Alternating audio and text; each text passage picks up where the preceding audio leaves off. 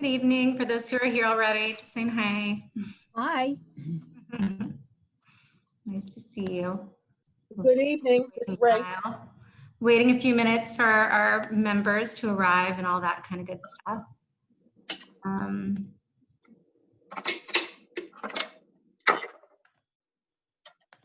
Tizzy, thanks again for your help this week. Greatly appreciated. Sure, that was my pleasure. Glad it worked out. Yes.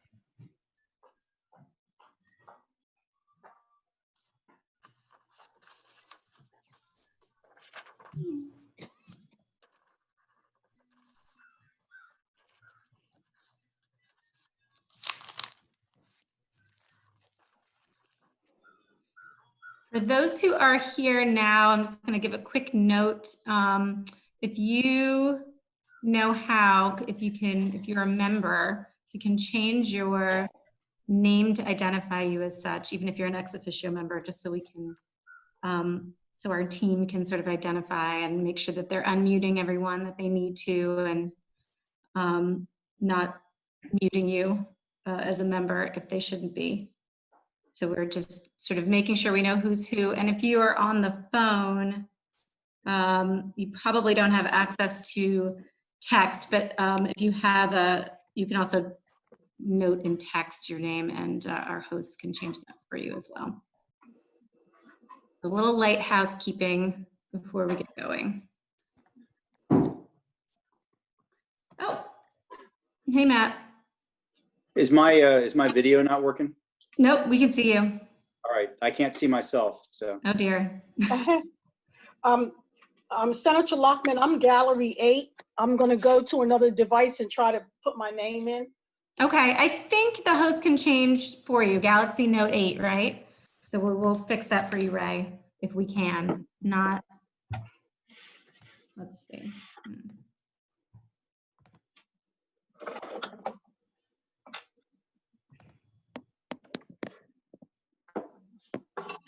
So Matt is showing us all up wearing a shirt and tie. I feel like that is a little bit unfair for the rest of us. Sorry about that. I was demanding sweatpants and you know, a t-shirt at the very most. Let's see if I can rename myself. And hello, everyone. My name is Cliff Howell. Nice to see you.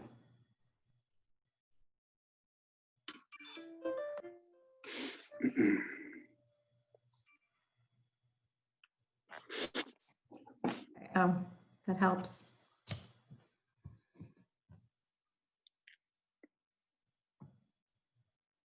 All right, this is going to be interesting. Thank you all for being here and bearing with us as we experiment with this.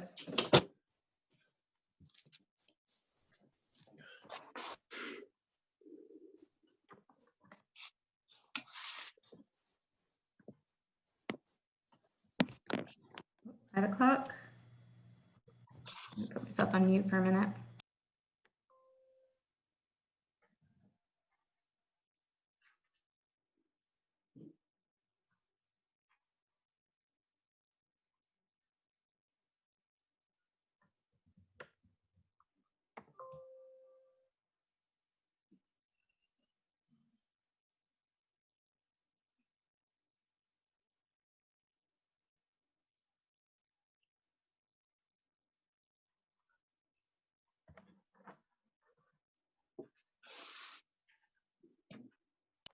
We're just making sure we have a quorum and all of our work group chairs present before we get started, but hopefully that will just be another minute or two.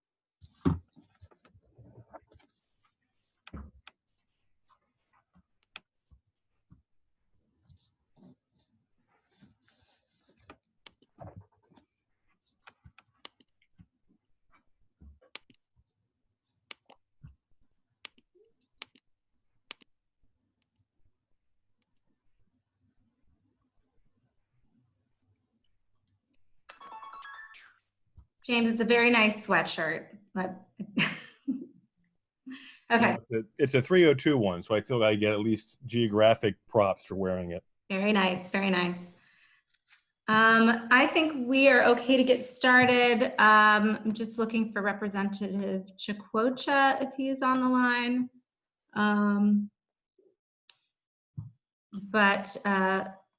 Let me go ahead and just open things up to get some of our things out of the way. We want to be mindful of time. I know that quarantined or not, our time is all valuable, and a lot of you have additional meetings this evening. So thank you very, very much for taking the time to be here with us. And this, of course, is a meeting of the Reading Consortium for Educational Equity. My name is Elizabeth Lockman. I am the State Senator for the 3rd District and the co-chair of this consortium. And we, of course, are meeting for the first time since February, and a little bit has changed since February. And that is why we felt it was imperative for us to meet at this time before the lifting of the quarantine, because of so much of what we've been experiencing in the last couple of months. We know calls upon us to reconsider some of what we had already laid on the table in terms of our plans and our timelines, and also to potentially take it upon ourselves to pursue our responsibility to look at issues of educational equity in a time where so much light is being shown on those due to the pandemic, and wanted to give our members the opportunity to come together and to discuss what they're experiencing, what their needs are, and see what role we as a consortium can potentially be playing in response. So just wanted to welcome you all and just make that statement about why we're here. That we're here for the same reason that we've always been here. We want to see a more equitable landscape of schools in Wilmington and northern Newcastle County, and we think that our efforts in that area will have positive ramifications for schools throughout the state of Delaware. And we've been having a lot of conversations in recent weeks with my co-chairs and the chairs of the work group about how do we pivot in this moment, and what do we do. So we thought it was important for us to come together virtually, of course, at this time, to talk about that, talk about the work that we've done briefly, and set a trajectory for ourselves moving forward, because we do have members who are very eager to be doing this work, and we do have capacity in our partners, our university partners that we have worked with, to continue to do work to support the pursuit of equity in Wilmington schools and Delaware schools. And we just wanted to take this opportunity to talk about that. One important change since we last met that we haven't had the opportunity to talk about broadly is that I do have a new co-chair serving alongside me, and we loved having former Representative J.J. Johnson work with us, and in the beginning of the year he decided to step back, and so the Governor Carney has appointed a new co-chair for the Reading Consortium, and that is our former Attorney General Matt Denn. So Matt, I wanted to give you an opportunity, I guess, just to introduce yourself to the group and say a few words. Thanks, Tizzy. Can you, I'm not great on Zoom yet. Can you see me? We can see you. I think everyone can see you. Great. Well, I can't see myself, so, you know, this is what it is. I had a chance to chat with Representative Johnson this morning, and he asked me to send everyone his regards. And I explained to him that when the governor had asked me to serve, that the state was trying to figure out how to spend tens, if not hundreds of millions of dollars in unexpected revenue. And the landscape has obviously changed quite a bit since then. So I think that the work of this consortium has never been more important than it is now. And as Senator Lockman just suggested, also the landscape has probably never been as uncertain as it is now in terms of what we're dealing with to try to make the changes that I think we would all like to see made. So I'm very much looking forward to serving and to hearing from folks tonight about how we try to move ahead and deal with the reality that we find ourselves in now. Thank you, Matt. Happy to have you. So I think if we can advance to the next screen, there's just a couple of Zoom ground rules we wanted to orient everyone to. Let me see, I have to move my little thing around so I can see them. We would ask everyone to be muted when they are not speaking. I believe our host can keep everyone muted just to keep things safe, but if you're a member in particular, you can obviously you'll be muting yourself and unmuting yourself. You can utilize the chat function. I'm sure a lot of us have been living more or less on Zoom recently. So if you are not calling in with the telephone and you're interacting with it, you can make your need to speak known in the chat function or raise your hand to ask questions. We will be, until the public comment period, be limiting that to members of the consortium.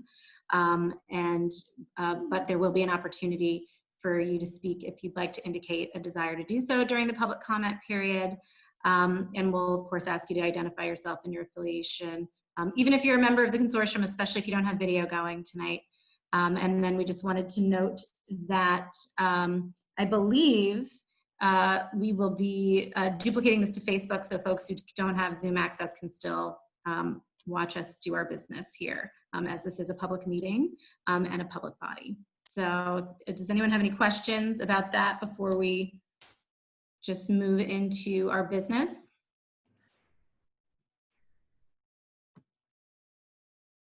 Seeing none. All right, our first order of business is just to approve our minutes from February. So hopefully everyone was able to receive those minutes through email and review those. Pardon my dog. And I think what we're going to do is we have Kelly and Haley, our staff, who have a record of who is here among the membership. I believe we're going to have to go through it as a roll call to get everyone to approve. But to begin with, we'll just be looking for a motion to approve those in a second. And please say your name when you motion. I move that we approve the minutes as presented. Thank you, Ray. Ray Second moves. from Mike Smith. Representative Smith seconds. Kelly, do you want to do a roll call on that, or we can just have people all say aye and then we can see if we have any nays? I'm guessing we probably don't have a lot of those.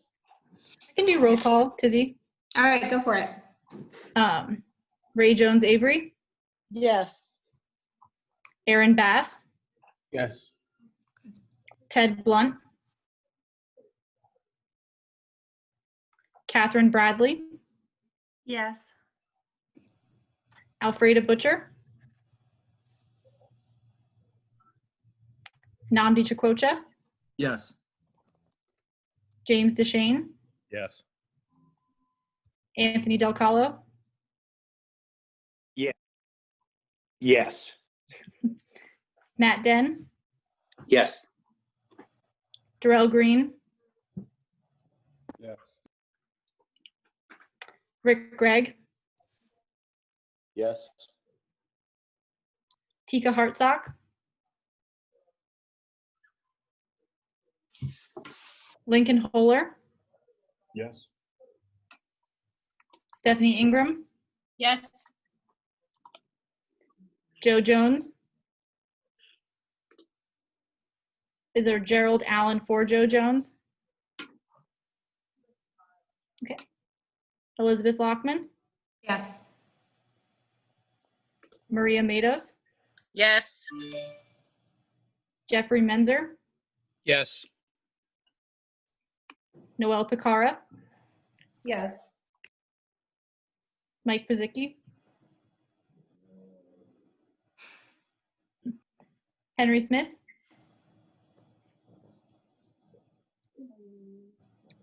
Mike Smith, Yes. Margie Lopez Waite, Yes. Danielle Woods, Yes. Eugene Young. Yes. And do I have to call the ex officio members as well?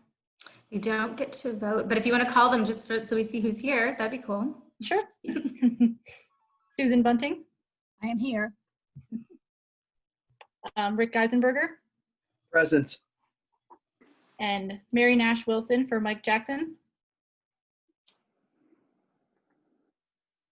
Here, saw her. Yeah, Wow. cool. We got a lot of people.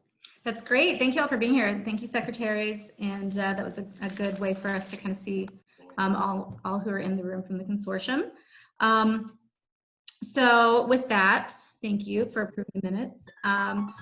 We would like to move into some brief work group recaps. As those of you know who have been with us, we have 2 work groups that have been active, one focusing on redistricting and one focusing on educators and some goals towards equity in those areas. We are going to have the co-chairs of each work group speak for a couple of minutes about what they've been up to and give us a sense of the direction that they believe their work group should be taking for approval by all of the members of our group. So we are going to start with the redistricting work group, and the chairs of that work group are Eugene Young and Representative Nnamdi Chukwucha. So however the 2 of you would like to proceed in bringing us up to speed, I'm going to yield to you. We had a conversation earlier. Thank you for that. We had a conversation earlier. Since we're on Zoom, I'm going to leave it to Representative Chukwucha, so we're not going back and forth. So he'll be providing an update, and I'll be here to fill in and answer any questions as well. Sounds great. I was actually going to say I was going to yield to Eugene. Now, thank you guys. Thanks everyone for participating and being here. It's great to finally get back together. We all know this is a very important topic that we don't want to see the momentum that we generated over the past year lost, even before this past year, but we don't want to see it lost. We want to take advantage of this opportunity. So we wanted to give a quick recap of the work that has been done with the redistricting and then try to present a path forward as far as basically 2 quick motions from our work group that we would like to present to the full body. Just as an overview for our work, we've had for our redistricting group, we've met 3 times between December and February. We were set to have our next meeting right before the pandemic started, when the shutdown. And unfortunately, we weren't able to have that meeting to keep moving forward. But in the meantime, there has been work between the co-chair and I, working with our support staffs from the University of Delaware and Delaware State University, to continue trying to move our redistricting efforts forward and looking in a way to continue to add a little substance to the work that was being presented, mainly in the lines of information gathering and trying to ensure that we had the information that was needed in order to have decisions to move forward with a redistricting plan. Our majority of our work was spent on trying to vet the different options that were being presented. And they began with, of course, a few different options: the 3-district option, which was presented, the 2-district option, the Wilmington itself, Wilmington-based district, and the Northern Newcastle County Unified District, and then Northern Newcastle County dual district option. And then the last one, which was being presented and vetted, which was actually on the agenda, which would have been on our last meeting, would have to have one presented for what's educational model, educational alternative zone. So that model, which was the Wilmington Innovation Network, or the WIN model, which we were going to have a presentation by Dean Henry our last meeting. So we were looking to move forward to be in a position where we would be able to present our recommendations forward to the full body. But of course, not being able to meet, we haven't been able to move forward with those recommendations. So what we have basically today is as far as our working group wanted to present to the full body after meeting with and discussions with our educational stakeholders. We realized that there are a few different things that are timely for us. So we wanted to present a motion from our working group to the full body And that first being, I mean, it's mandatory for us to be able to recalibrate or readjust our timelines for submission for our recommendations from our working group to the full body. So that would be a motion. And I don't know if we want to discuss it now or continue, because there is a second motion as well. I don't know if we just want to talk through them all. I couldn't hear Myself. Why don't you talk through the whole thing and then we Okay. can discuss each motion on the So table. then the second motion dealt with, after with many of the discussions which we had with our LEAs and educational stakeholders, dealt with the uncertainty, dealing with the finances that are needed for our redistricting plan, and realizing that it's essential to have the funding in place to support whichever redistricting plan we were going to present.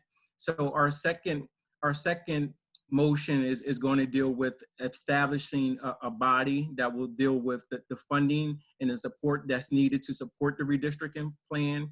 And we're saying that we would like to create this working group in order to address the primary needs of funding to support the redistricting plan going forward. So we would like to ensure that this work is being done. So during this time when our districts, we couldn't move toward redistricting, we want to really focus in on the funding to ensure that the funding is in place that will support the redistricting work.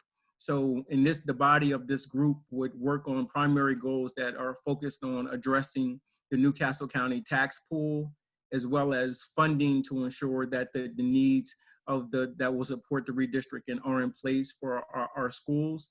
And as the last thing, that this work will work with the General Assembly to advance pending or future legislation that is geared toward referendum change. So this body would work with that. So those were the two motions that the working group would like to present to the full body. Okay, so I think I heard the first motion dealing with essentially recalibrating the timeline of the redistricting work group. Does that involve the redistricting work group continuing to meet? Like, how do we want to phrase that motion for discussion? I believe we would continue to meet, and I would say that we would continue to meet along in it, but we would meet, and we want to kind of shift our focus. So it would be the same redistricting group, I believe, that would work on the funding. Oh, I see. Yes. Okay.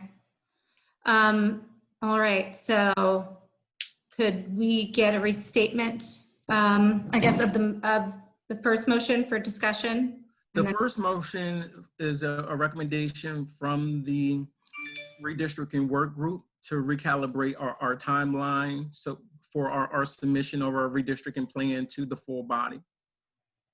Okay, so do we have a second? Second. Okay, because we have two co-chairs. I guess that makes sense. All right, so that motion is on the table. I would love to hear some feedback from members of that work group and otherwise about that motion. In support, any concerns or any tweaks to that motion that others would like to see. So let me see. I think you can indicate with a raised hand or a note in the chat box to comment. Go ahead, Ray. Madam Chair, this is Ray Avery. I have a question on the motion. Yes. So is there a proposed revised timeline? Or is that a part of the advancing of the work? There isn't a proposed timeline now that would be a part of the working group going forward. But what we are suggesting is that, I guess the next motion, once we begin to work toward having a funding structure in place to doing the funding work, then that will help us to determine those timelines. Okay, does the funding necessitate a plan? In other words, does a plan have to be produced in order to calculate what the cost of funding the plan is? That was a part of the legislation where we have to have the financial support of it. I mean, that was one of the things that Representative Ruth Briggs King was very adamant about, ensuring that the funding was in support there to support the work of the redistricting. She didn't want us just to do something without the funding. So this is a part. It just that it wasn't the first thing that we actually stepped toward, thinking that redistricting and vetting the options was the first step for us. But now, given the situation and also hearing from many of our LEAs and stakeholders that in this current situation is really believe that funding should be our first step to begin to understand the funding and the needs that are going to be required for the redistricting. Thank you. Thank you. Namdi, with this motion, is it adjusting the timeline within our original parameters or amending the legislation as well? Ultimately, I do believe that the legislation is going to have to be amended, but right now, this is just from our working group to what we're submitting to the full body. Okay. Thank you.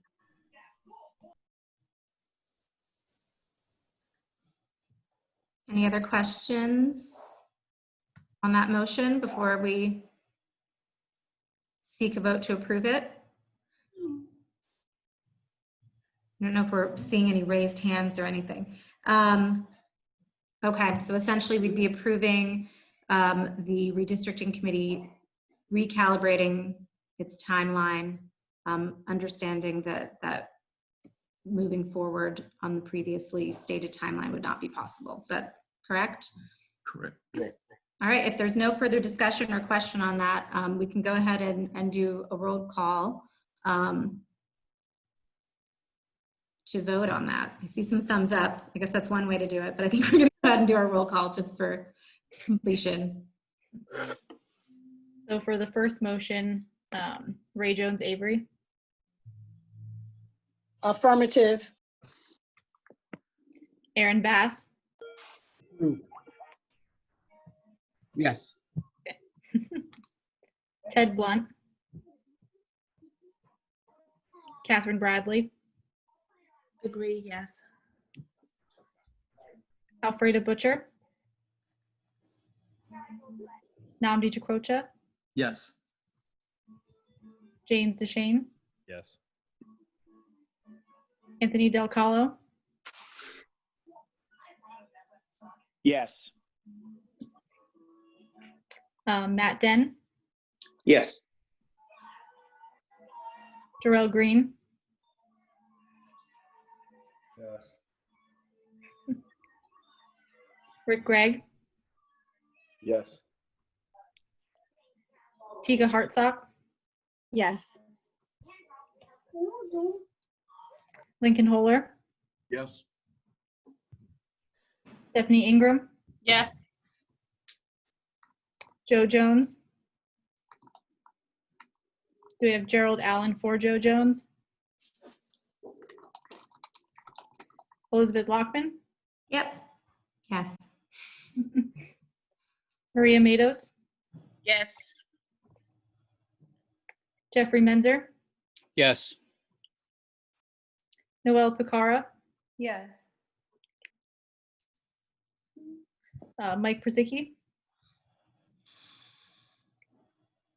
Henry Smith, Michael Smith, Yes. Margie Lopez Waite, Yes. Danye Woods, Yes. Eugene Young. Yes. Okay. So that one's done. So can we get a restatement of the second motion again? Sorry, guys. The second motion is for the redistricting work group to begin to establish, or I don't know if it's reestablishing a work group within our work group, but if this work group will begin to assume the task of a primary need of funding, working with our LEAs, as well as, let's see, let me read it. That way we'll have it directly.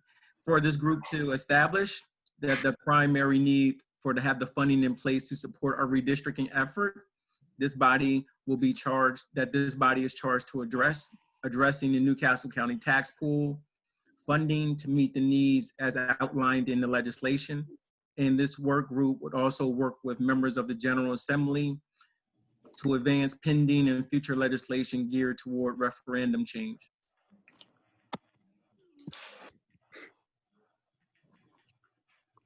Okay, any questions or thoughts on that from the full consortium?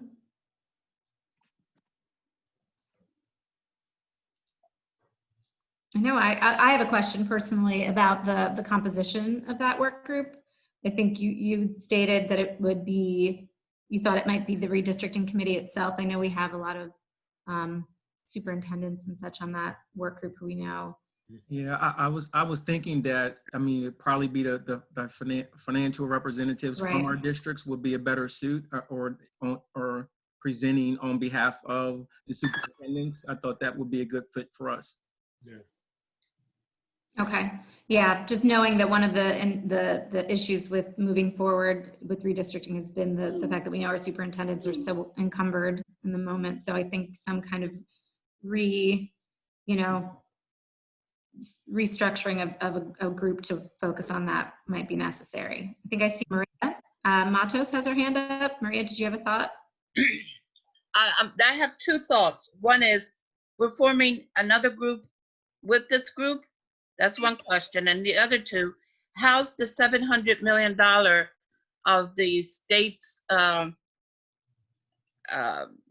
crisis that we're going to be facing, how's that going to impact this group or this motion?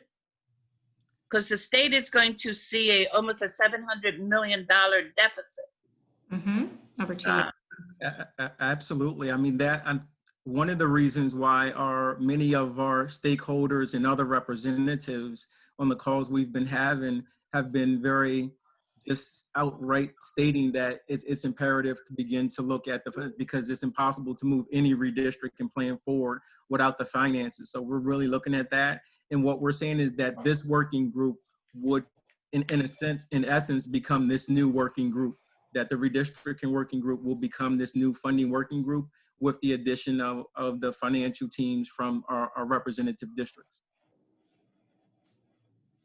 Well, I'm not in favor of creating another working group on top of a working group.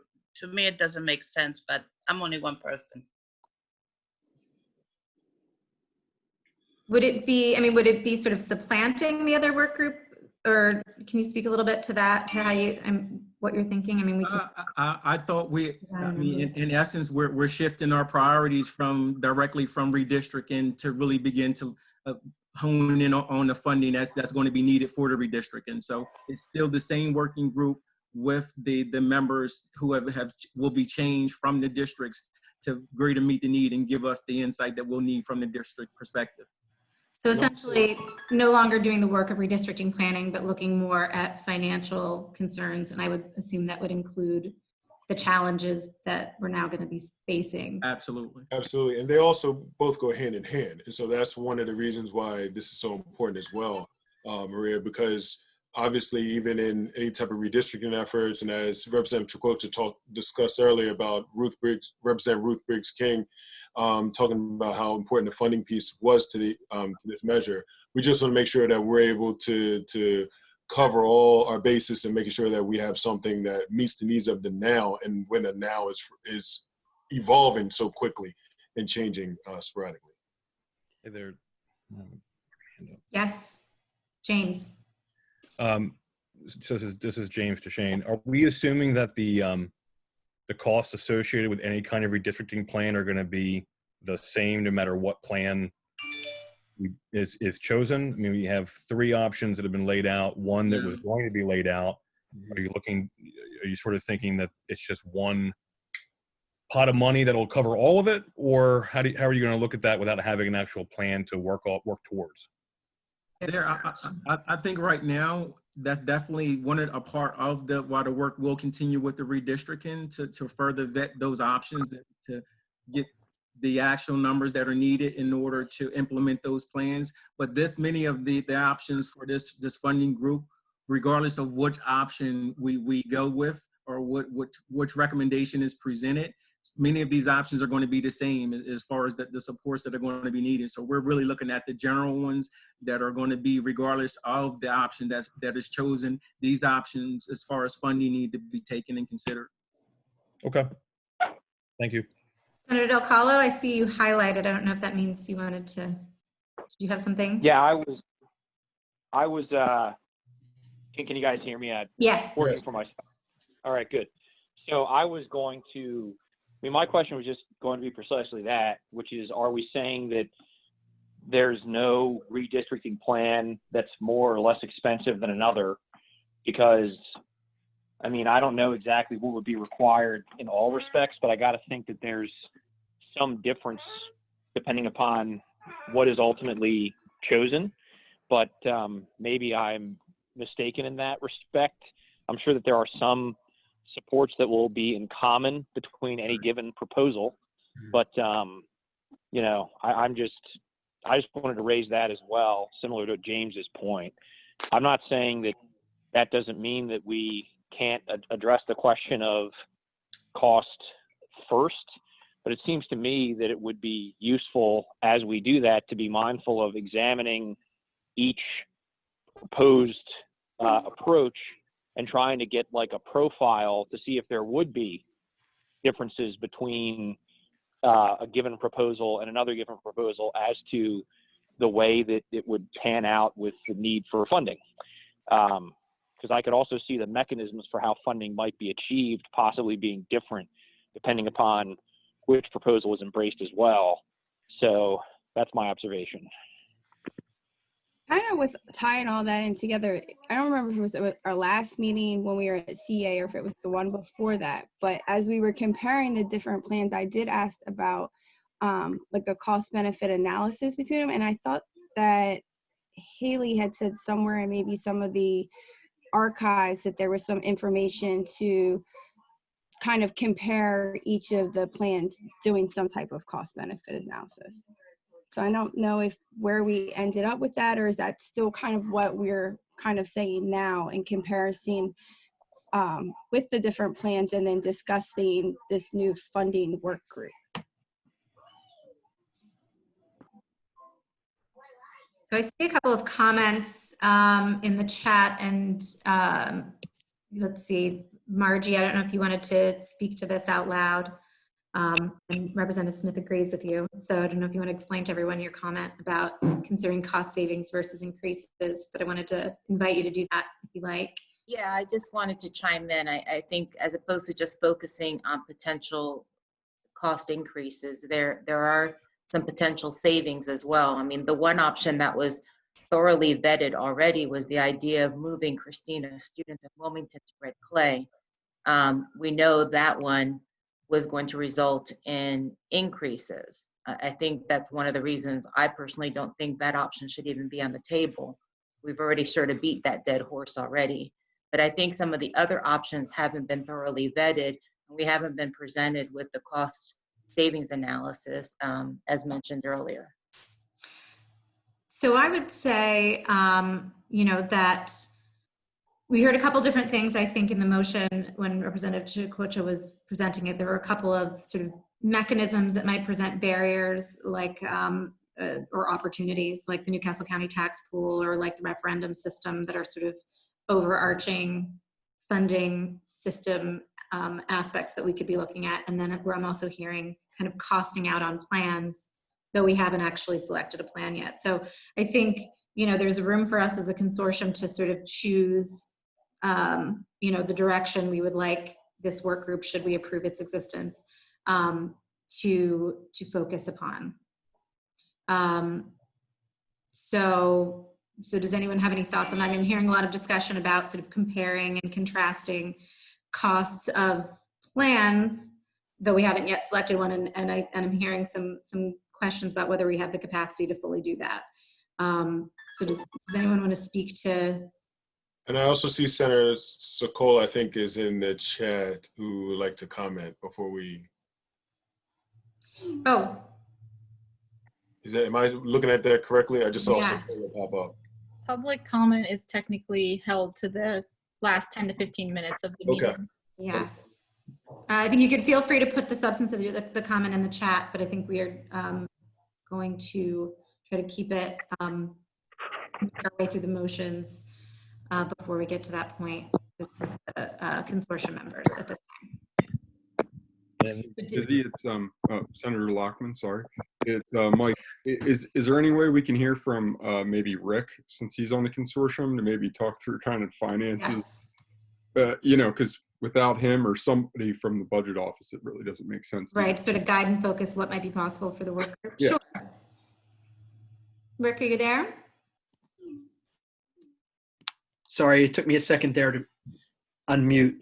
So, and I think the budget office representative is here and can talk about the spending side. I mean, look, obviously the current, we're in the same situation as every state in the country where governors proposed budgets in, in January. I was reading today about the California budget, which I think was supposed to have a $54 billion surplus, and now they're talking about a deficit. So, I don't know any other way to say it other than, it's hard to imagine that the list of things that we were hoping to do with the surplus that we had in January it's hard to imagine that many, if any, of those things are possible in the current environment where correctly, I think somebody mentioned, we've reduced the revenue forecast over the 2-year period by $749 million. And I can't sit here today, a week and a half, 2 weeks out from the next DFAC meeting and tell you with any certainty whether those numbers might go up, hundreds of millions or more, or might come down hundreds of millions more. That's how volatile a situation we have right now. I'm not sure I have a whole lot else to say at this point, because so much is dependent on, in the near term, on what happens over the next 45 days or so. And then, the imponderable of what might happen if you have a second wave of this, it's hard to imagine. That's not built into the current forecast, but you can imagine what that might mean were it to happen.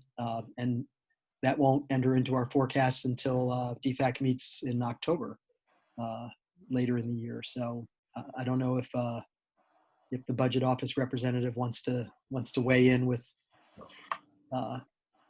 what their discussions have been, but or Secretary Bunting. Thank you, Secretary. Secretary Bunting? So if no one has a comment to that, I just wanted to sort of refocus us on the motion and the proposal to essentially recreate this work group, somewhat setting aside the redistricting work group as is to the side in order to have a group that was focused on issues of funding related to redistricting. And so, I think really what's before us is to decide whether or not that is something that is a good way to use our capacity in this moment, and to approve that and to maybe give some direction to what we would expect that group to be focused upon if we do approve it. So anyone want to speak to that specifically? Muted. Hey, Tizzy. Yes, Secretary Geisenberg. Sorry, this is Rick again. I also want to make the point that, I don't want to rule out the possibility of a V-shaped recovery, which is still a possibility.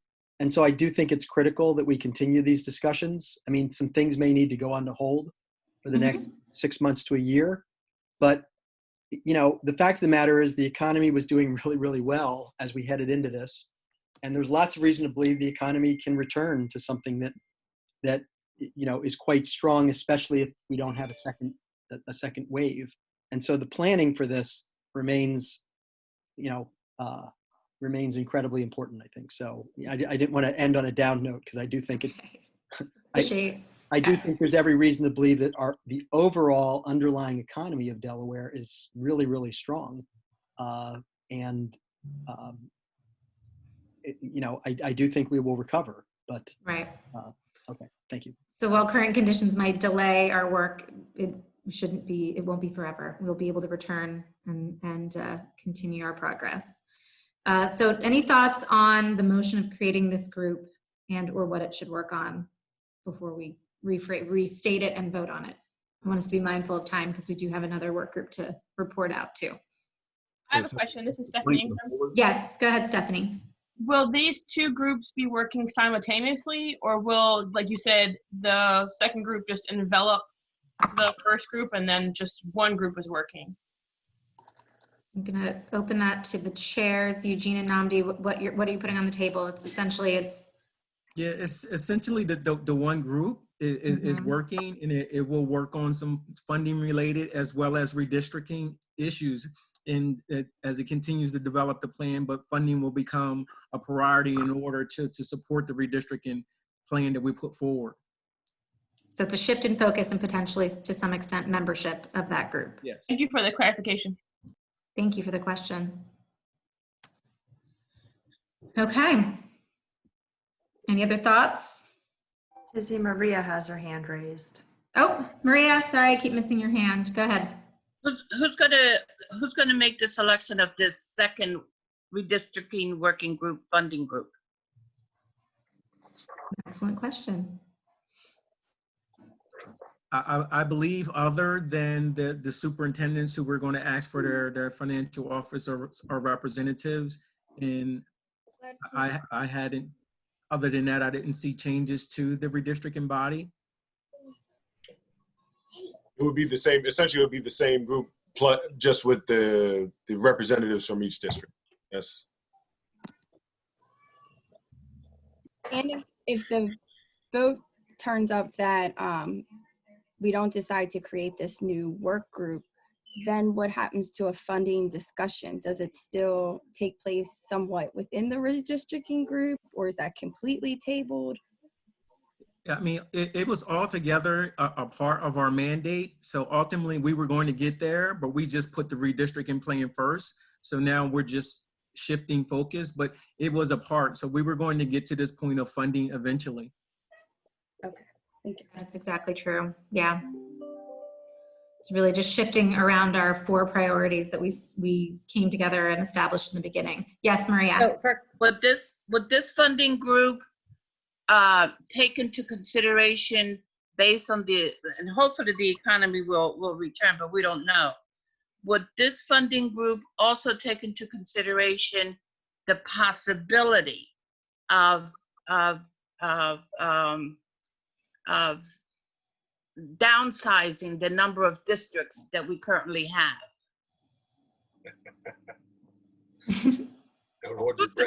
Who's laughing chuckling? at me? I think that was Senator Sikola in the back. Who's laughing at me?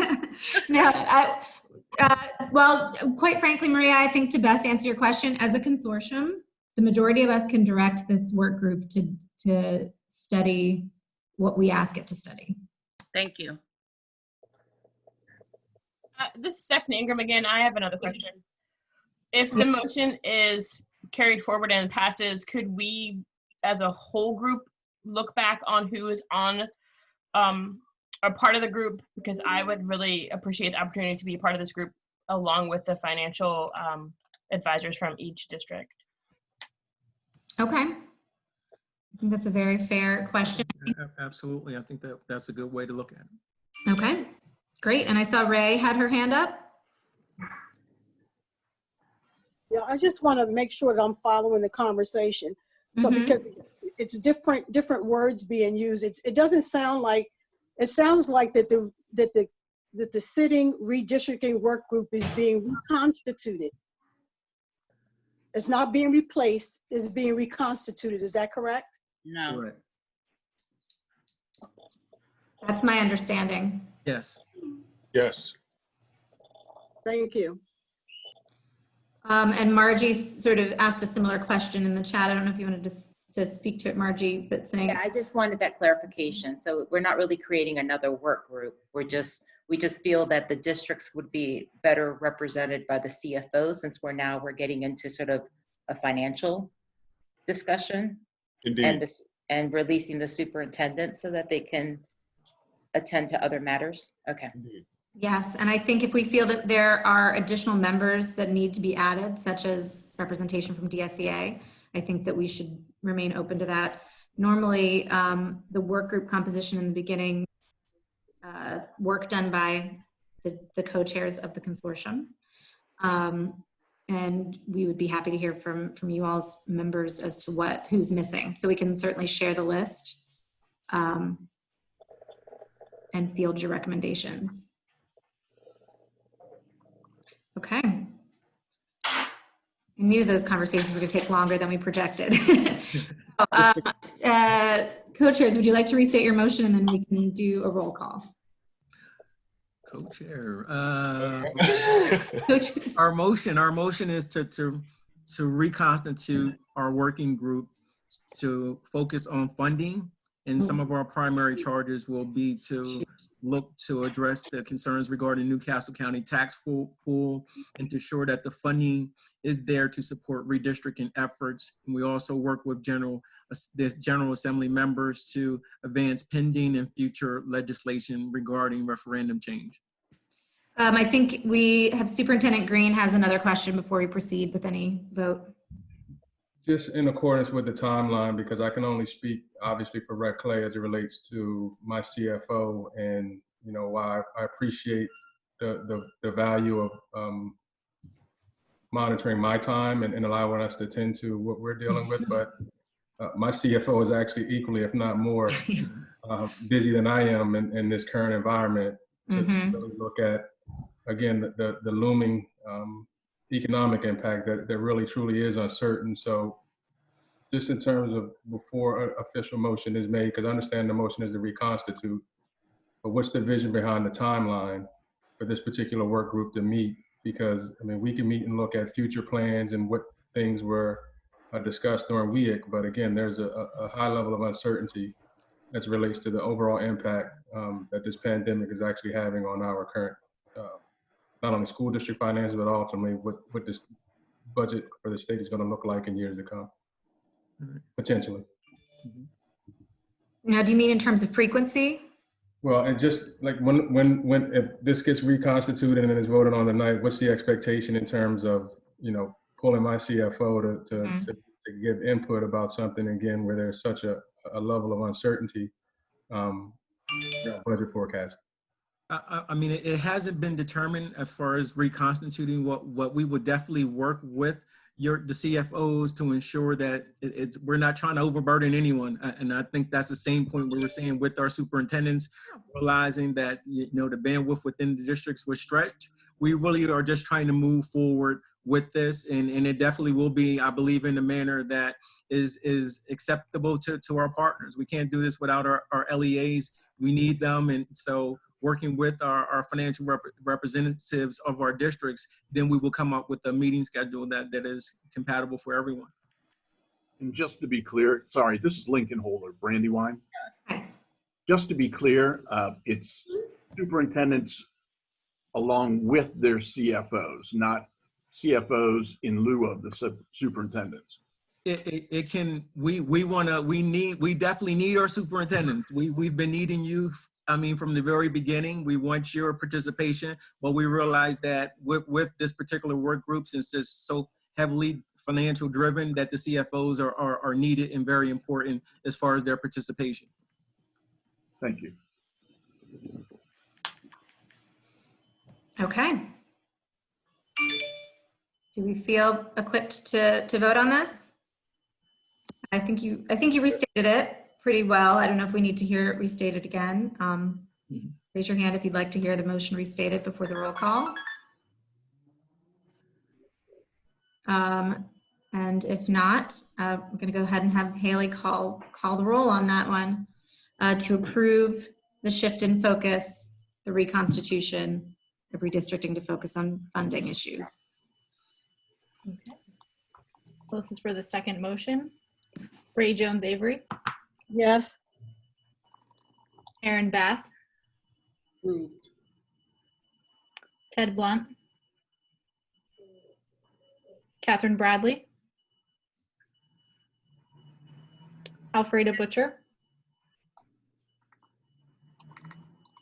Namdi Jakocha. Yes. James DeShane. Yes. Anthony Del Colo. Yes. Matt Den. Yes. Darrell Green. Same. Rick Gregg, No. Tika Hartsock, Yes. Lincoln Holer, Yes. Stephanie Ingram, Yes, sorry. no problem. Joe Jones, And I'll abstain. I didn't caught the tail end of the conversation. Elizabeth Blockman, Yes. Maria Matos, No. Jeffrey Menzer, I'm gonna abstain. Noel Picara, Yes. Mike Przicki, Henry Smith, Mike Smith, Yes. RG Lopez Waite, Yes. Danielle Woods, Yes. Eugene Young, Yes. Okay. Have that play out. let me count it real quick.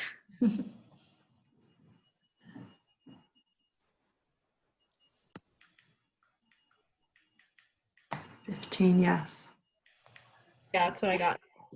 15 yes, 3 abstain, 2 no, and 1, 2, 3 absent.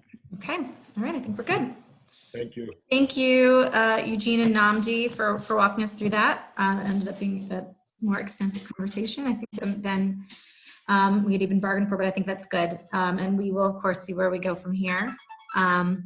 And now we're going to shift to our next work group in honor of Teacher Appreciation Week. We have our educators work group going to update us on what they've been doing and how they'd like to proceed. Awesome. Noel's going to give us a recap of where we are. This is Representative Smith.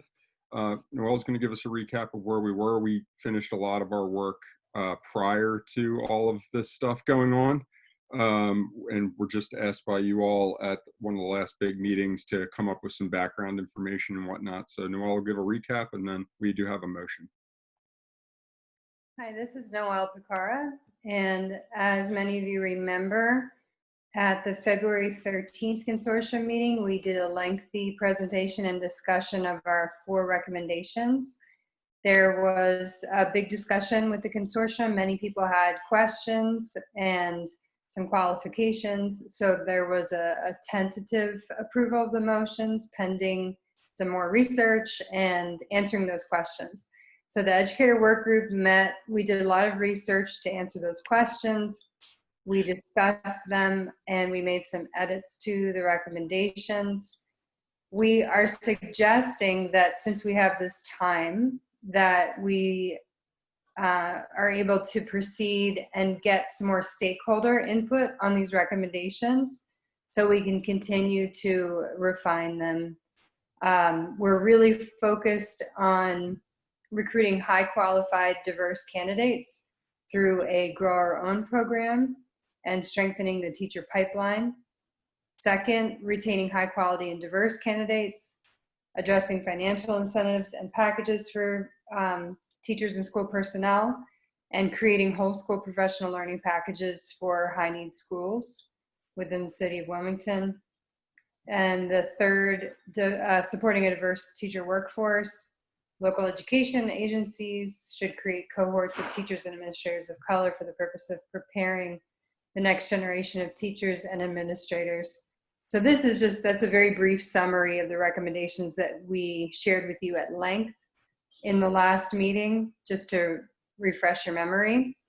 And Mike's going to present to you the motion that we would have as far as continuing to do that work throughout this period.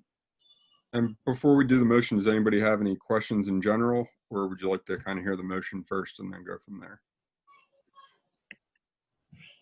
I'm going to take your silence as in you want to hear the motion. And Tizzy gave me the old circle finger thing. Yeah, there you go. So the motion is for the Reading Consortium to hereby authorize the educator work group to move forward with efforts to research, identify, and craft recommendations for the recruitment and retention of educators in the city of Wilmington. Recommendations approved by the work group shall be brought before the consortium for consideration. So in synopsis, we'd like to continue to do what we're doing so that we can have a path forward when we can finally make those decisions.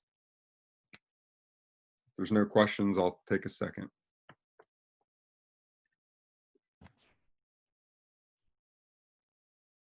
Okay. So essentially the educators work group would continue to meet rather than winding down. Correct. We want to, I think we've, honestly, I think the groups worked really well together, gotten a lot of good recommendations. And I think this leaves more opportunities out there, especially, and I'd love to maybe focus this as a topic either later in the meeting or at a different time, but what kind of the, kind of a relief effort looks like in terms of a working group of what school will look like in the fall, and then how this, subcommittee can help that from a teacher's perspective. Okay. Anyone have any particular comments or questions or thoughts for what you'd like to see from the educators working group moving forward?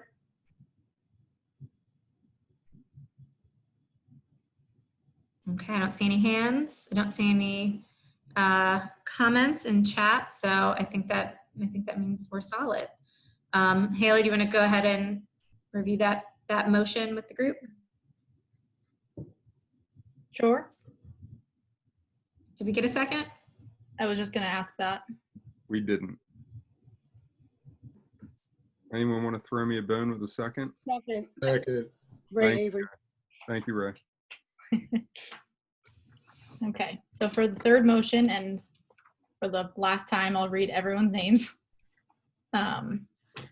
Ray Jones Avery. Yes. Aaron Bass. Yes. Ted Blunt. Catherine Bradley. Yes.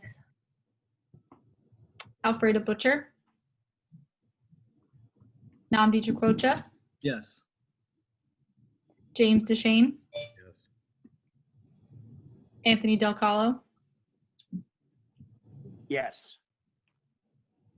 Matt Den. Yes. Darrell Green. Yes. Rick Gregg. Yes. Tika Hartsock. Yes. Lincoln Holler. Yes. Stephanie Ingram. Joe Jones. Yes. Elizabeth Lockman. Yes. Maria Matos. Yes. Jeffrey Menzer. Yes. Noel Picara. Yes.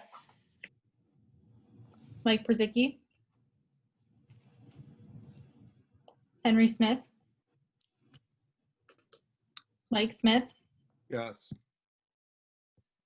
Margie Lopez Waite.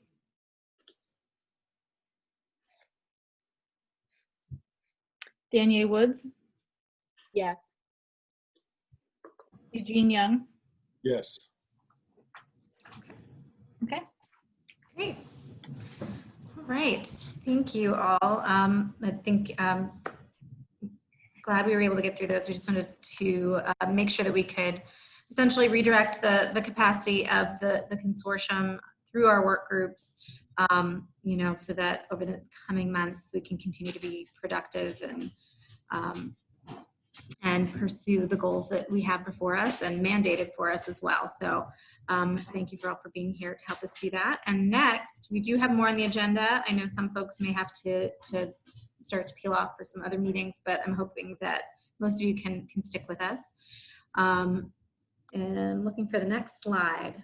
So I think some of the motions and discussion we had for the work group really do speak to, how do we respond to the pandemic? What are the ways that we can pivot and respond to that? But we want to hear more from you all If you have thoughts on ways that you think we could be useful, even if you want to speak further to, you know, the ways that we might focus the goals of those work groups moving forward. Really just wanted to take a moment to hear from you all in terms of what you're experiencing and in particular what equity gaps you might be experiencing. So we wrote up a couple of questions for thought. You know, and here's the first one, just sort of given your experience with the pandemic, bearing in mind, you know, who you're representing, of course. We were hoping to hear from you. What do you think are the main equity issues you're experiencing and seeing or hearing about? So I'll give you a couple minutes to think about it. And before we get into that, I wanted to offer Secretary Bunting an opportunity to speak. We did receive a letter from a community group, which we have representation on the consortium of the WCAC, speaking to some equity issues in this moment, particularly to the use of the stimulus funding and things like that. And so we forwarded that letter to all of you. Hopefully you got a chance to glance at it, but Secretary Bunting graciously accepted having a couple of minutes to respond to some of the questions that were in that letter. So Secretary, if you're still with us. I am still with you. Okay. I'm glad to give you some facts and figures. The state is going to get two sets of money, two relief funds. One of them goes to the governor's office. They refer to it as GEER, G-E-E-R, the Governor's Education Emergency Relief Fund. It's about $7.9 million. I think John Sheehan may be on the call or the meeting, so he may be able to address how that's going to be invested. The elementary and secondary school emergency relief fund will be handled primarily by the department. Chuck Longfellow, I think, is on this call as well. So if we have specific questions, he is the expert for the state on these monies. We get $43.5 million coming into Delaware. 90% of that will go immediately out to districts. We have about 4.35 million staying at the department. We are going to be very interested in working to make sure that we facilitate some of the learning of our students.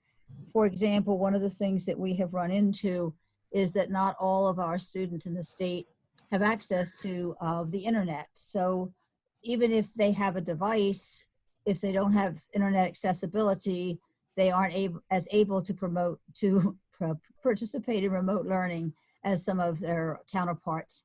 And we are very concerned about that. So we are going to invest some of our funding in working with James Collins at DTI to actually accelerate the plan that he already had in place that should have been finished about December. If there's extra funding, which we might be able to provide through some of our funds, he can expedite the building of towers, for example, on the western side of Kent and Sussex counties, helping that internet access to be available to more families. There's still the hookup to the home, but we will be facilitating the process with the monies that we can invest. We're also going to set aside a chunk of that money that remains at the department for extra time programs.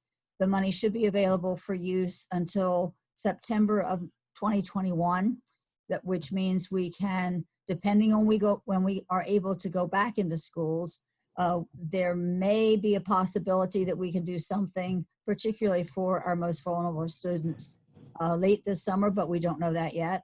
But after school programs or Saturday programs during the course of the school year, and then of course the summer of 2021 would be something that we could facilitate and support through the monies we're setting aside. I've sent today to Senator Lockman a list of things that can be used as foci for the stimulus investments. Tizzy, I don't know if you got to send that out to everyone or not. I haven't, but we certainly can. It really gives you a good overview of what the elementary and secondary emergency relief fund can support. Mm-hmm. And we have suggested and encouraged our districts, because as I said, 90% of this goes out to the districts. So you're talking about $39 million that will go directly to the districts. And that money is allocated based on the Title I formulas and the numbers of Title I students who are in schools.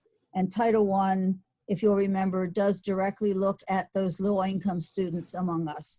So this money, if you look at the 4th, 8th, 9th, and 11th bullets on this list of things that the money can be used for, I'll just read the first one to give you a good idea.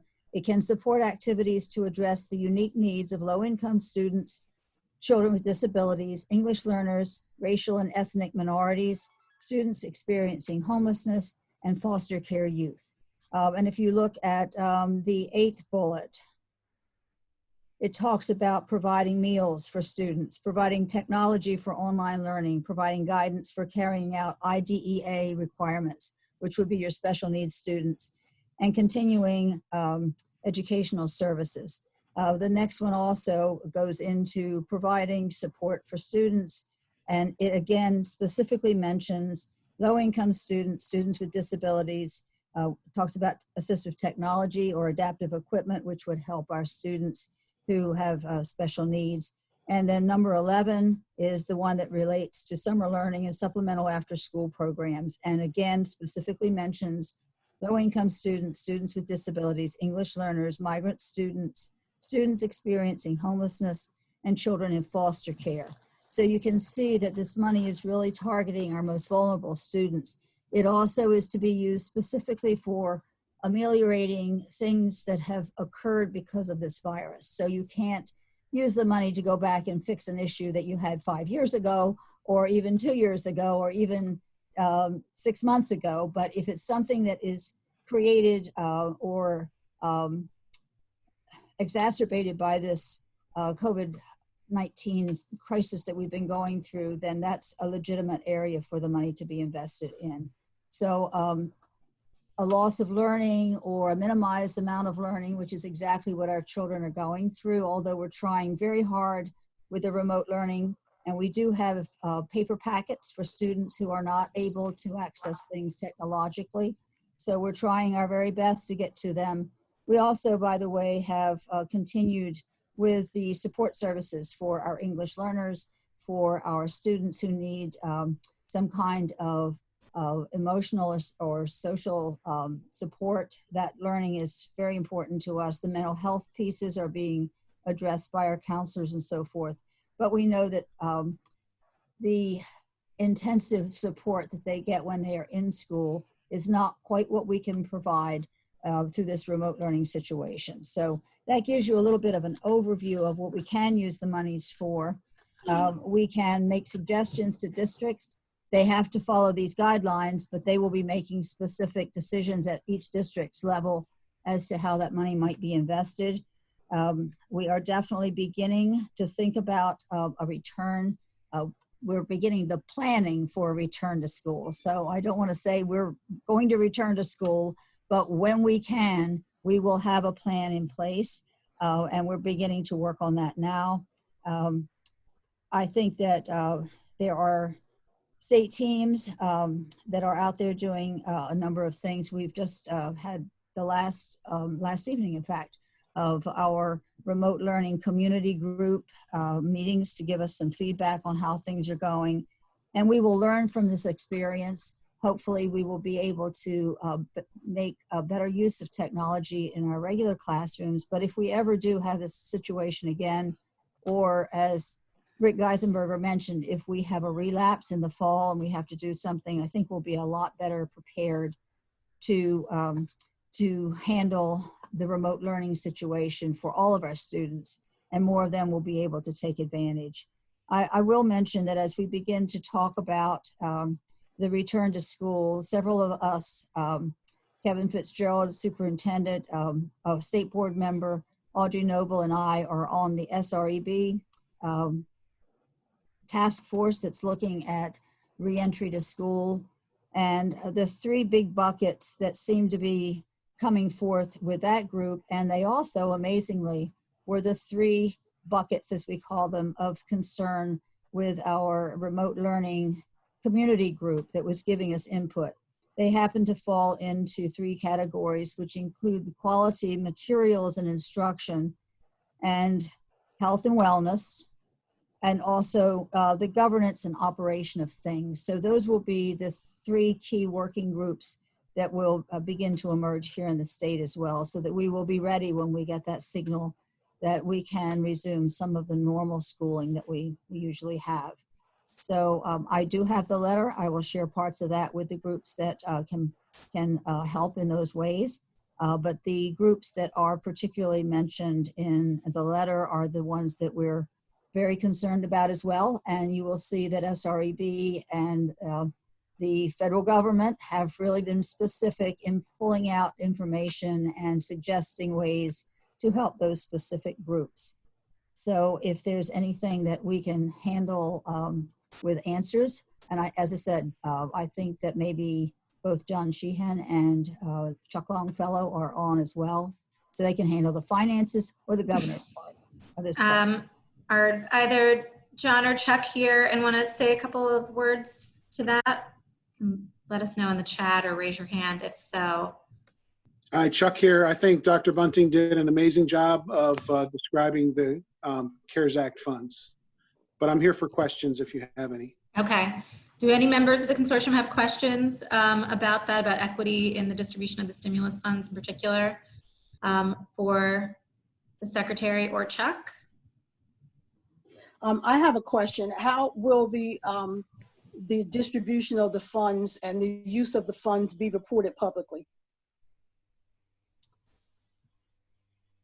Well, they'll be reported as part of each district's budget as far as the 90% that they do. That's according to however the district reports it. There's also the open data checkbook that's online.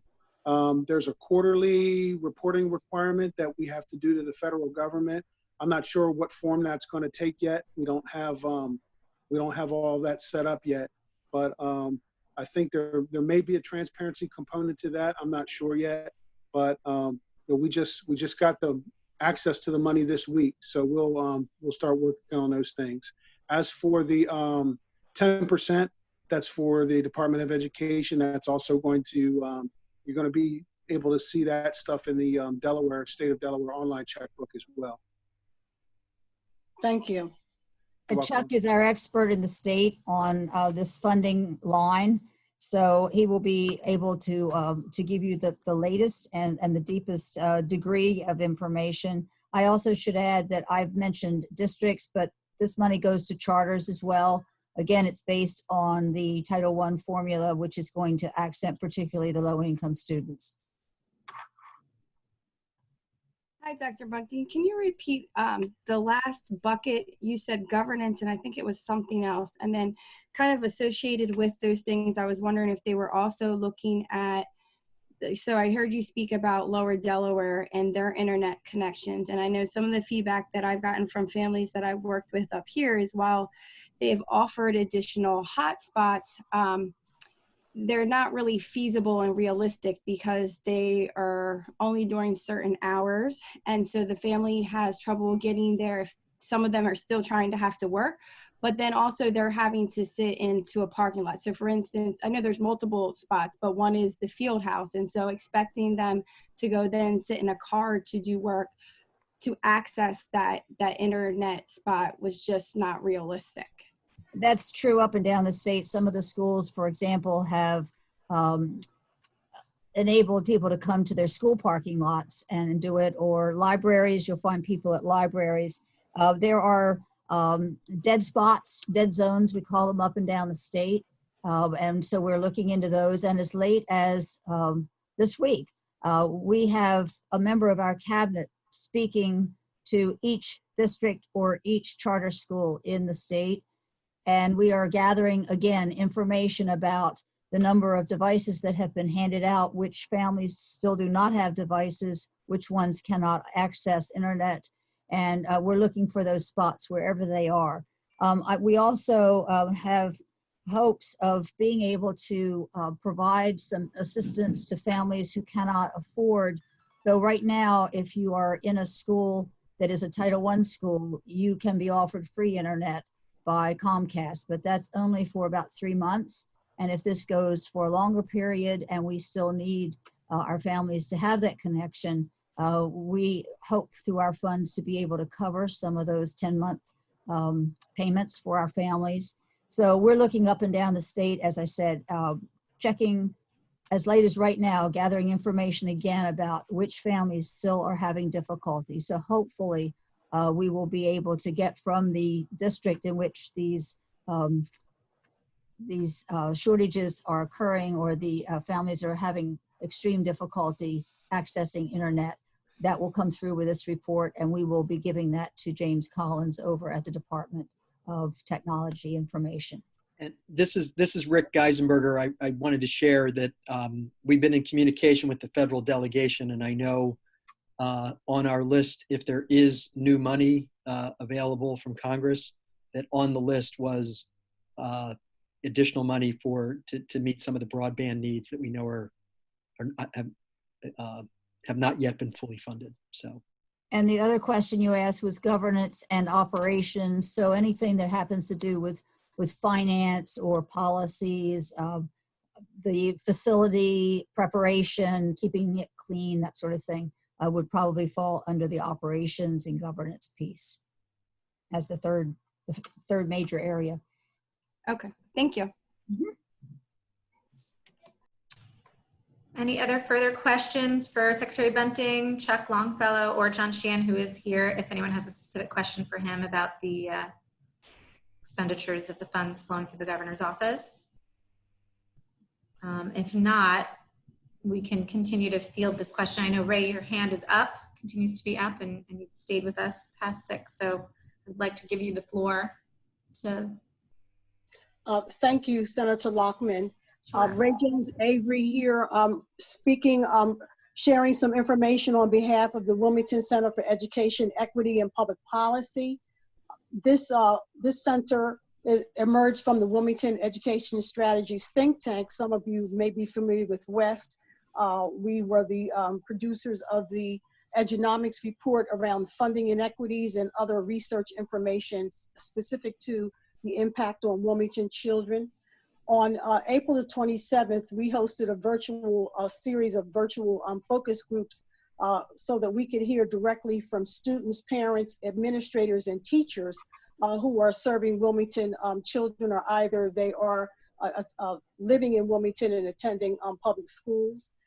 The information will be shared with you. We got some very candid information about what the experience is for boots on the ground folks amidst this health pandemic.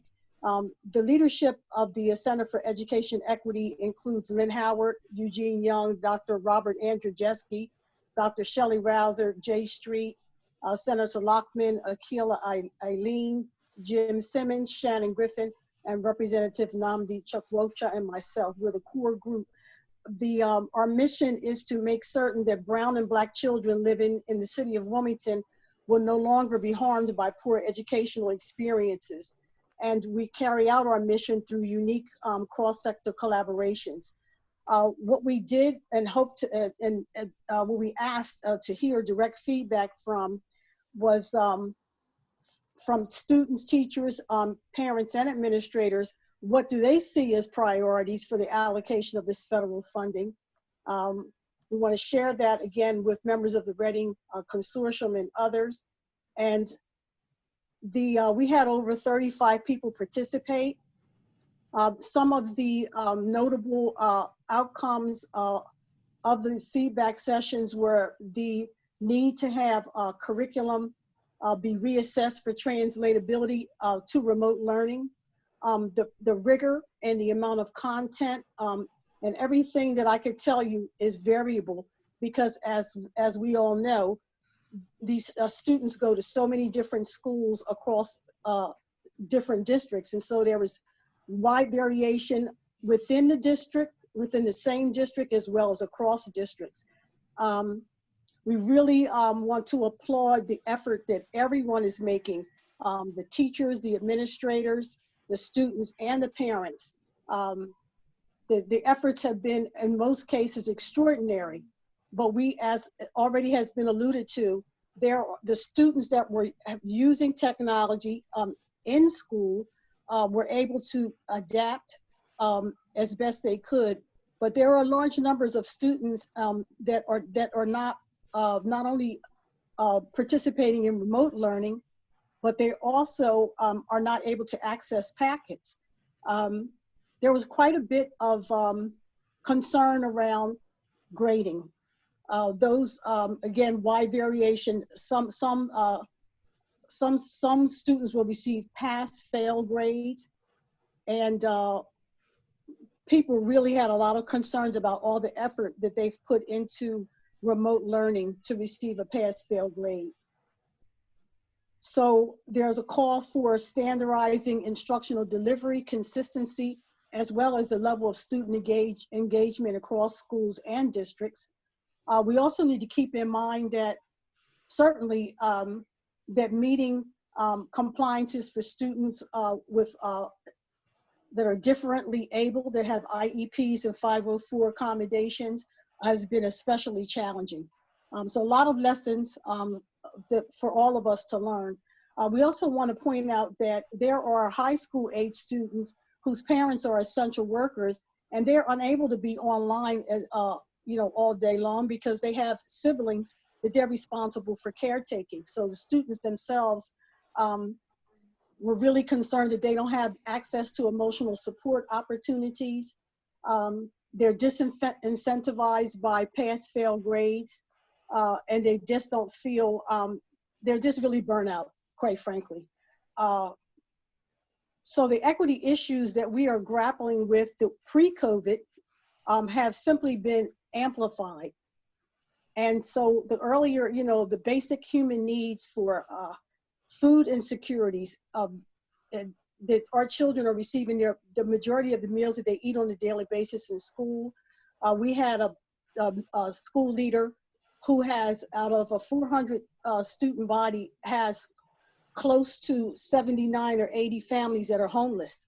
Mm-hmm. They're not getting any instruction at all. Right. So the social emotional learning supports, learning loss. And I just want to underscore that the parents themselves felt that they could have supported one another in the neighborhood and in the community had their children been going not been going to different schools in different districts. So natural, authentic support systems that people wanted to put in place were just not achievable. Professional development, the need for further professional development around remote learning, different platforms for both educators and, teachers and administrators, as well as parents and students. That certainly is a lesson learned. So I won't take up any more of time, but I do want to harken back to the whole redistricting committee conversation, not to reopen it, but life is full of uncertainties, and this unprecedented times have knocked us to our knees. But we knew before pre-COVID that we need to do a much, much better job in terms of coherence and coordination in terms of the public education for children in the city of Wilmington. So as uncertain as the uncertainties that we continue to be confronted with, we must resist being paralyzed by them. We have to move forward. Thank you. Thank you, Ray. There was a lot in there, and I know we have a lot of educators and administrators on here who are probably seeing similar things, sometimes from a similar perspective or other perspectives. Would love to hear if anyone else is, if that resonates, or if you have your own lens on some of what Ray touched upon. We'd love to hear from you. If you want to raise your hand or just pipe up and share that. Let's see. Or you could go in a different direction with it as well.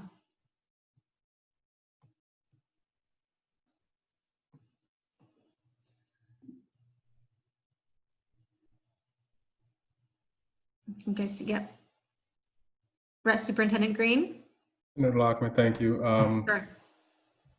Ray, thank you for your assessment. I think we uncovered similar things in our response as we look to meet the needs of an extremely diverse demographic and geographic community as it relates to red clay.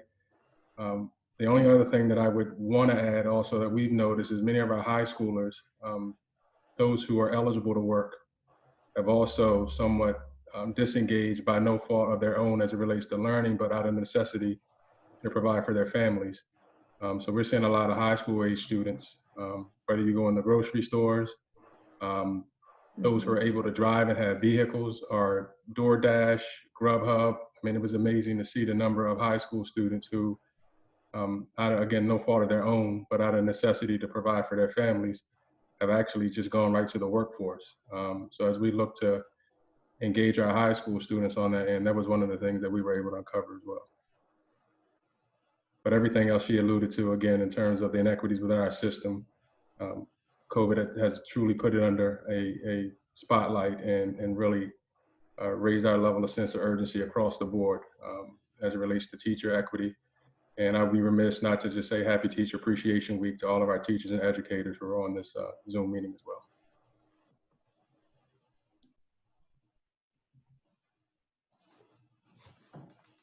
Lizzie? Yes, go ahead, Margie.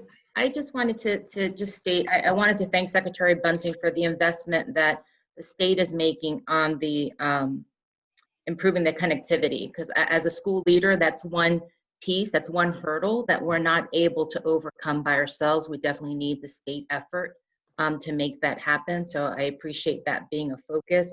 The other thing I would just recommend or ask for consideration is a similar investment in getting to one-to-one technology with all of our students in the state.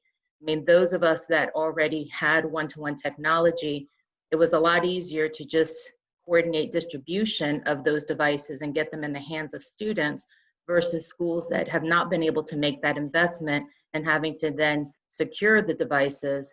You know, there was time lost in that process.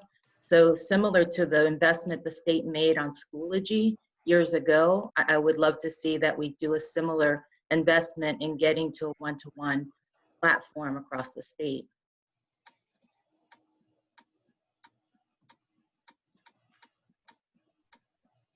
Thank you, Margie, for bringing a solution with that. Anyone else have any particular thoughts or experiences you don't think have been touched upon that you'd like to share? We can go to the next slide. I think people have a sense of the question. We wanted to make sure that members of the consortium, I know, you know, it's not perhaps you know, we have a number of roles that we can play, and this is drawn specifically from our establishing legislation.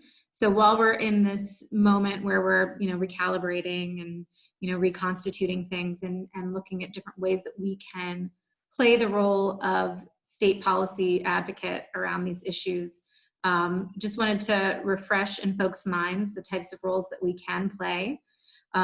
So as you're encountering these different experiences, our superintendents, we know, have just been, you know, just under a lot of pressure to adapt very quickly, as have our educators. You know, we hope that we can be a resource to transmit those experiences into potential solutions that we can take to our colleagues in the General Assembly. And then, of course, we also have clearly, you know, a relationship with our Department of Education from the governor's office to talk through these things. So we just wanted to kind of pop this up in case anyone has any further ideas in terms of how can we best direct our work groups in the new shape and direction that they're taking themselves in, to ensure that we are a useful part of the solution in this moment, responding, you know, to the pandemic, but responding to the pandemic in a way that speaks to these inequities that we were formed to address pre-pandemic because they've been with us all along. So I don't know if anyone has any other specific thoughts to the prior question or experiences they'd like to share, or even specific ideas about what role you see us best playing moving forward. But we would be happy to field that now.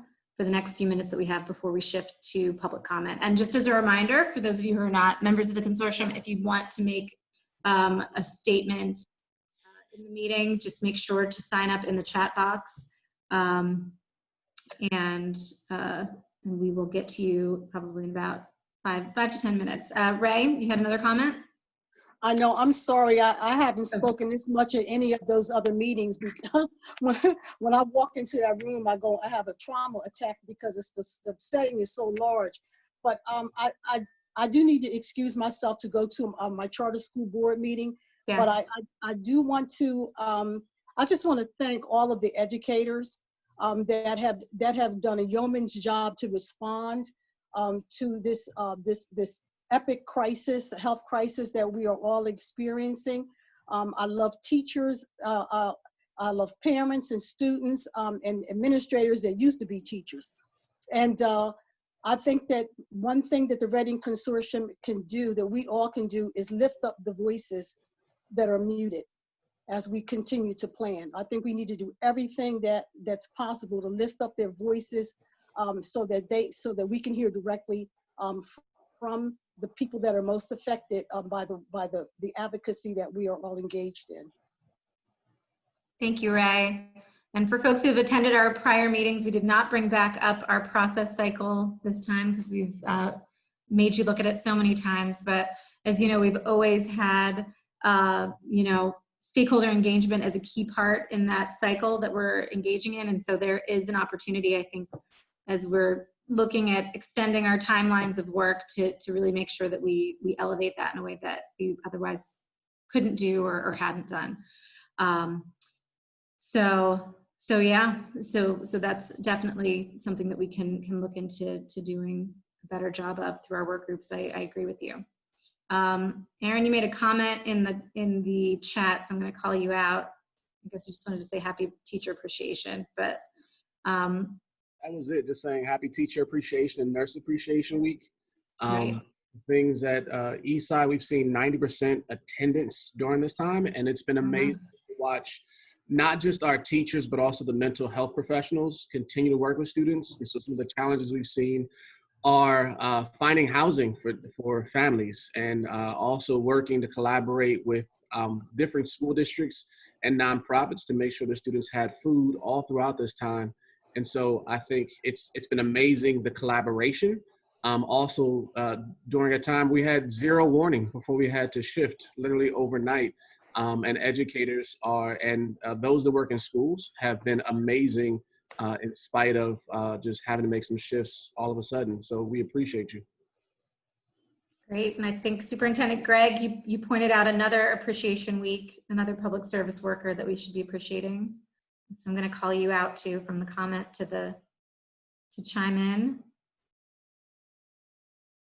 if you can. I just want to mention it's also Food Service Workers Appreciation Week, and Justin and Christina, in the first month of this, we served 54,000 meals to the students and families in the Christina School District, and I don't think we could have gotten anywhere near that without the workers that we had that stepped up and did the work.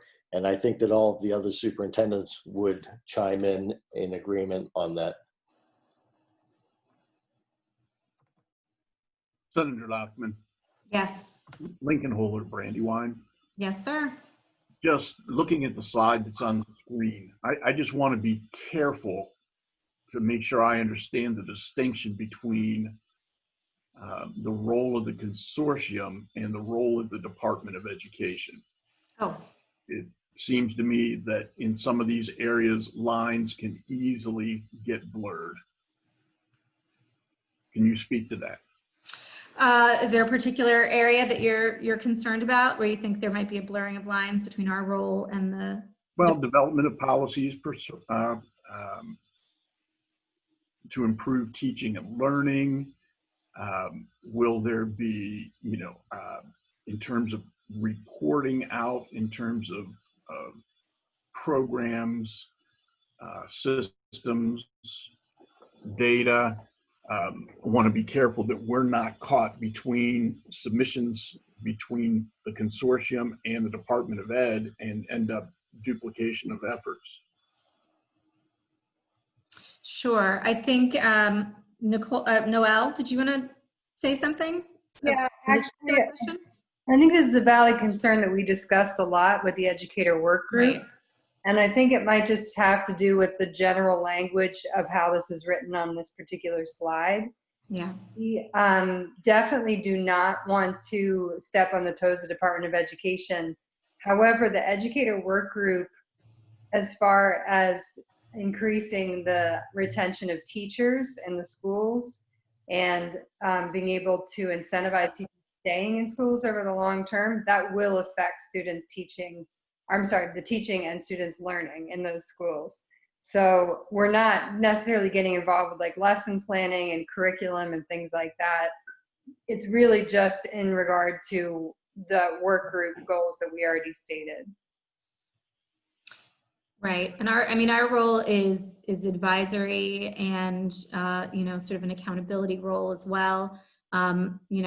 We're established to recommend policies and actions and to work closely with the department to understand what they're doing and help, our stakeholders understand as well, and see if there are any gaps that we can advocate to close. So I think as we might have used the term in some of our prior meetings, it's, I think we see our role as bringing an equity lens to ensure that that's being heard and considered. But we are not at all intended to supplant the role of our very robust Department of Education. But again, this language is taken directly from our establishing legislation in terms of what our purview can involve. But I think it's a fair question. Sure. Any other thoughts on that, Secretary? I don't know if you have any thoughts or concerns on that front as well. But you've worked very closely with the educators work group, I think, to help them understand what the department does and what our distinction is pretty clear.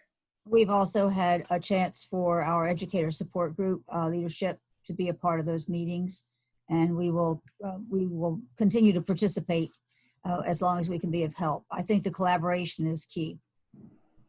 It is, right. And as Haley points out in the chat, we of course also have a narrower mandate in terms of focusing on equity issues for Wilmington and Northern Newcastle County specifically, and certainly not the state at large. Any other thoughts or questions here? Just for you to bear that in mind, what we can do. So if there aren't any further shares, people are maybe a little quiet. I know there's been so much going on. Seems to be sort of a low energy week as these things happen. I see a hand up. Ray, did you mean to raise your hand again? Or is that from last time? She seems to be frozen. Okay. Okay.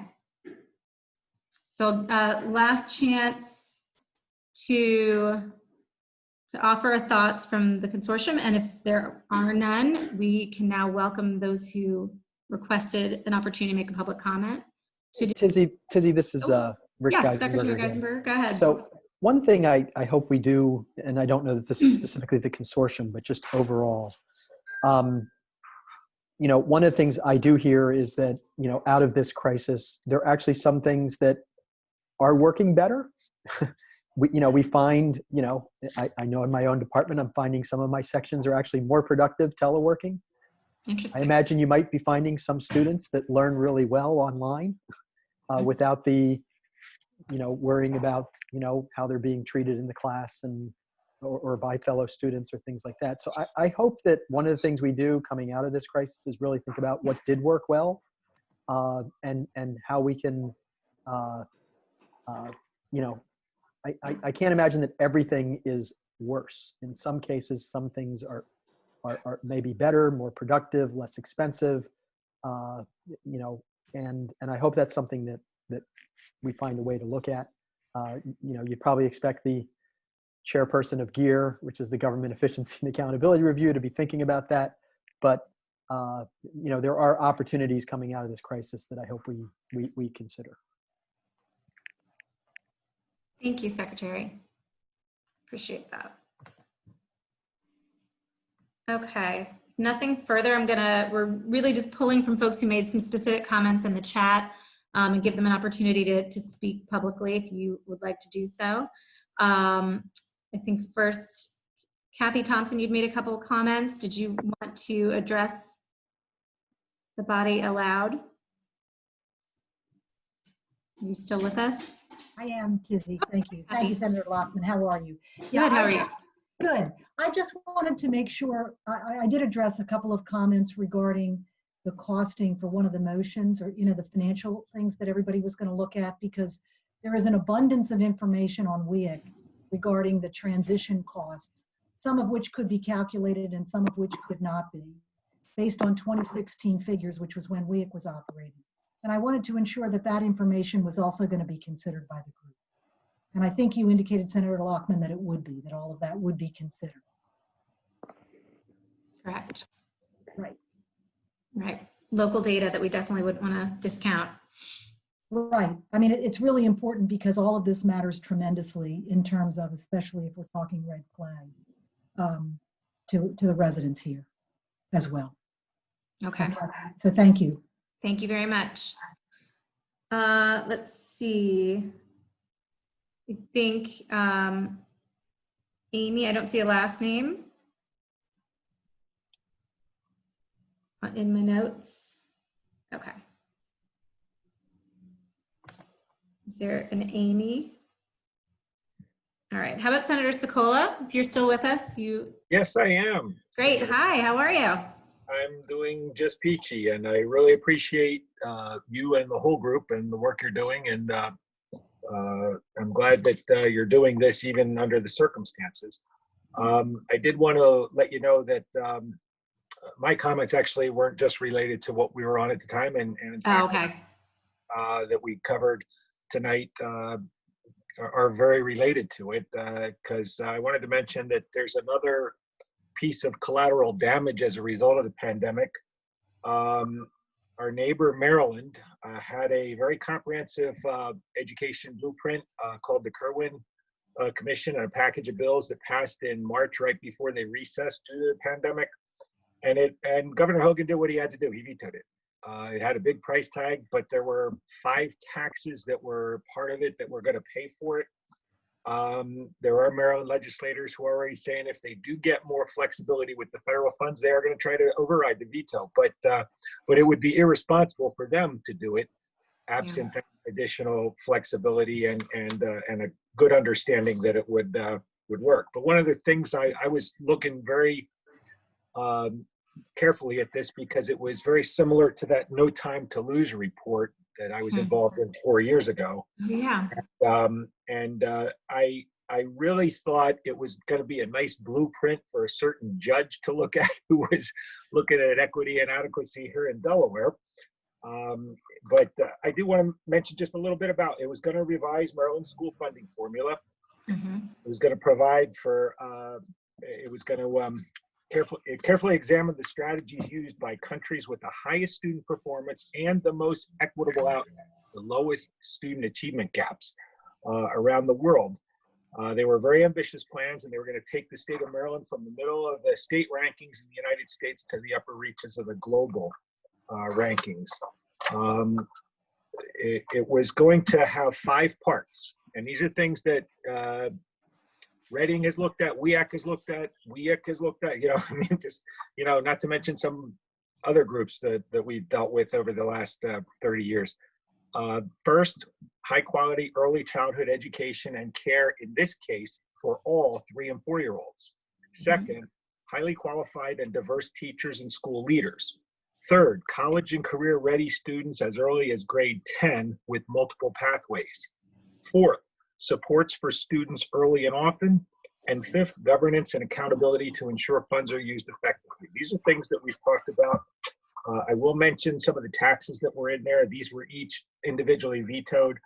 A tax on digital downloads such as Netflix and video games, a new tax on vaping and doubling tax on cigarettes, tax on targeted digital advertising, including platforms like Facebook and Google. So it's they were going to pay for it, and it really was the right way to do things. They didn't have a judge tell them to do it. They were doing it with a broad cross-section of stakeholders from Maryland. And I really was anxious and hopeful that it would get done, but it would have been irresponsible for Governor Hogan to sign the bill, and hopefully they'll get more flexibility with the federal funds, and there will be an additional stimulus or something from the feds to assist state governments, because this is the way it should be done. And it will take care of a lot of those things that each of the subgroups are looking at. But in the meantime, keep up the great work and don't ever stop trying.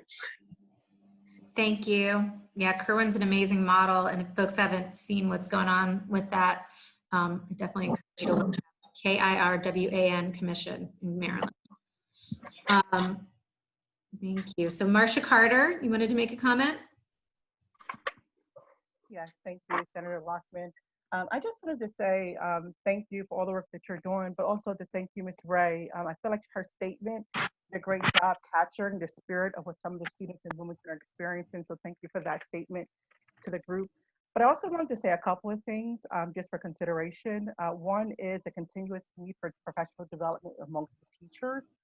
My children have 2 children that are in Wilmington schools, and they're in the same exact school, and they're having 2 very different experiences. So one of them, from the very beginning, her teacher was clearly very passionate about the experience, made sure her children could log on. I've been able to see how her instruction has evolved over the course of the past few weeks.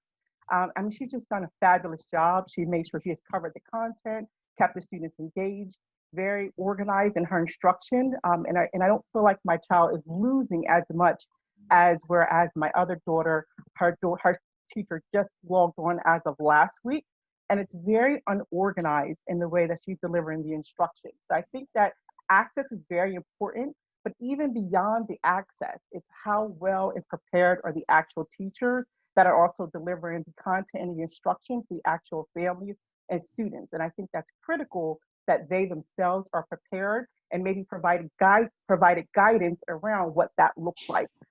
That's one. The second is, I just wanted to say, I was listening to when I heard about the towers in Kent and Sussex County. I think that's great. It sounds like there's a thought out plan there. I would just ask that that an actual thought out plan that deals with some of the specifics in Newcastle County is just as important as well. So somehow within that stimulus money that somehow we deal with some of the issues around access that's here in Wilmington or Newcastle County.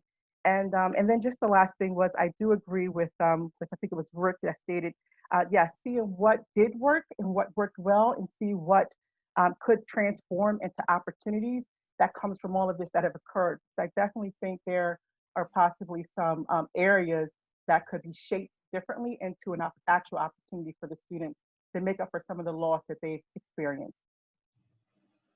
Thank you, Marcia. Thank you. Glad to see you. Thank you. We saw some comments in the chat too that kind of, we're speaking to that it's not all gloom and doom. There's some silver linings and some opportunities we can grab onto with what we're seeing in this moment. So thank you for that. And I think Shannon Griffin, I don't know if you just had a question or if you wanted to make a comment. Hello, thank you, Senator Lockman, and thank you for the opportunity. I just want to just a question around the process for the work groups that Secretary Bunting mentioned that are going to be established, and wondering what the process is to have additional members added to those. I believe there was 3 work groups that she mentioned, and if that process is still open to add members. Secretary Bunting? They have not been formed yet. We're still looking through the parameters and the size, and we're working with an outside group to help facilitate those. So we will be able to get information out as soon as the plan for staffing those or for getting the participants. We'll be glad to make that public. Great, thank you. And then I think we had one more. Is Mike Matthews with us on Zoom? Or are you over on Facebook? Mike, are you in the room? I'm on Zoom, but that was just a written comment. I don't need to. Oh, you don't want to restate it for everyone? No, thank you, Senator. All right, you're welcome. Well then, If no, does anyone else have anything they would like to add? Did we miss anybody?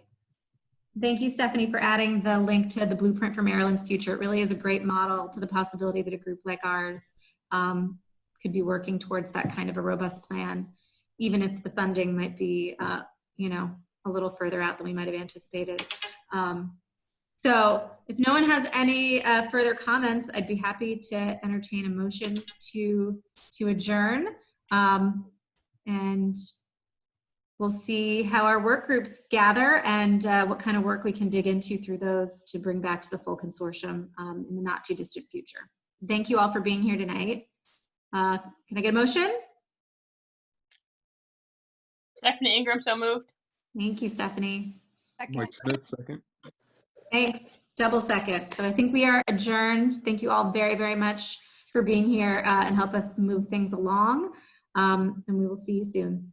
When is our, Good night. when's our next meeting? Outside time.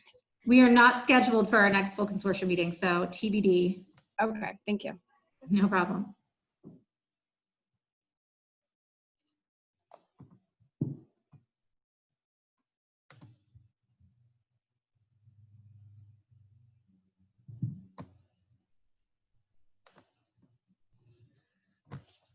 Okay.